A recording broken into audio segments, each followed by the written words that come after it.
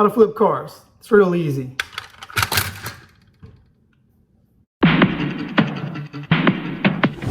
Hello there. If you're here, you're probably wondering about car flipping. I often buy or trade for a project car, something that needs work. I know my limitations on how much work I can do myself, depending on the condition of the vehicle. In my personal experience, knowing what to look for, having a budget, and setting a time frame works best. Being aware of these three main points are key to being successful.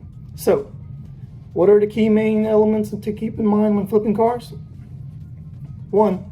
Knowing what to look for. The first step is needing to know what to look for before buying a vehicle.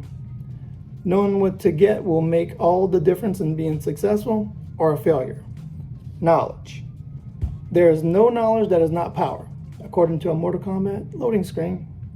Personally, I find the best deals are vehicles that need a little work. They sell cheaper, and sellers are more likely to negotiate the price. If the vehicle runs and drives and is selling under market price, it should be a good deal. If there are problems or concerns that are too much to deal with, it's best to walk away from the deal.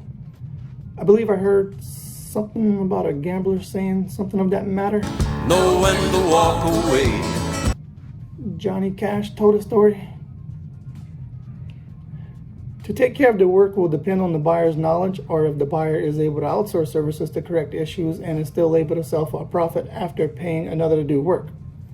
A car with no issues does come up for sale from time to time and can be sold to make a good profit, but those situations are sometimes rare. The next thing is just as important to know, is the budget.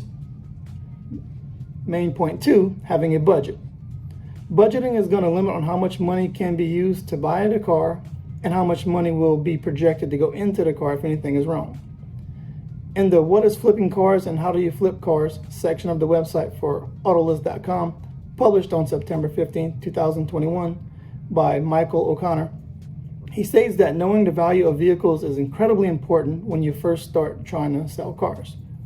And he is absolutely correct. Knowing the current market is also important, and knowing is half the battle, according to G.I. Joe. Knowing the market helps with setting a budget. Car Gurus and Facebook Marketplace is a good way to check the market.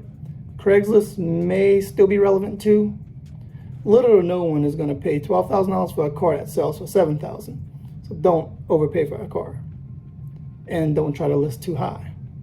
I've learned that KBB and NADA values aren't always the same as the market. A house can be appraised for a certain value, but it doesn't mean it will sell for that. Same thing with cars. You don't want to pay book value for a car you're gonna sell, especially if it needs work. Another factor would be the time it takes to get the car sold. Main point 3, setting a time frame. Some kind of time frame is important because no one wants a car sitting on jack stands occupying space for like 3 years. How fast does the car need to be sold, and how long will it take it to get ready for sale? That is the timeline. I work in segments. This week I can schedule myself to do body work, next week I can paint. The lower under the market value the vehicle is listed for, the quicker it is likely to sell. If it needs a lot of work, time, money, and effort, it may take a long time to sell. Though more time and effort invested should mean an increase in value, and also the way to get the most money out of a vehicle. I have longer time frames because it's just a hobby for me. But still, I give myself a few weeks to get the car completed. Then I may use it for a while. Make sure it's solid. Don't bite off more than you can chew. Like with selling anything, buy low and sell high. Budget not only funds, but also time. Flipping cars is being able to buy them, then turn around and sell them for profit. The key elements to keep in mind when flipping cars are the 3 main points discussed. As Han from Tokyo Drift said, "There's no wax on, wax off. Learn by doing it." Now to show how this works in an example.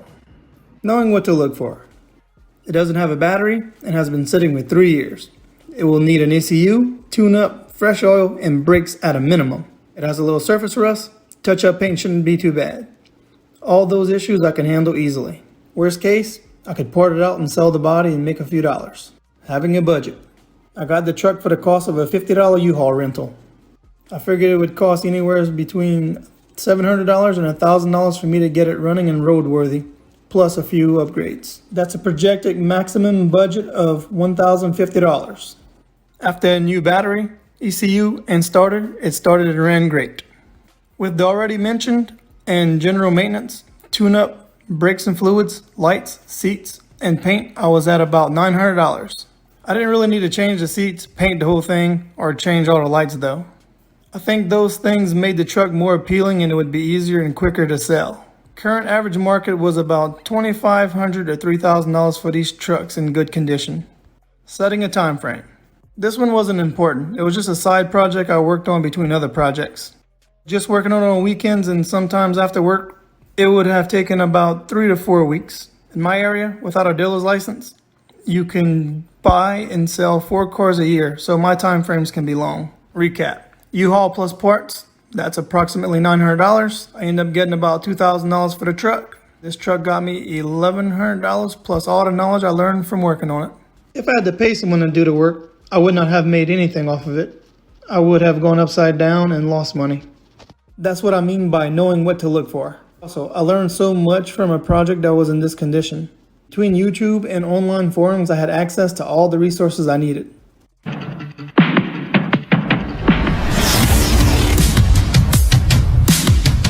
I wish you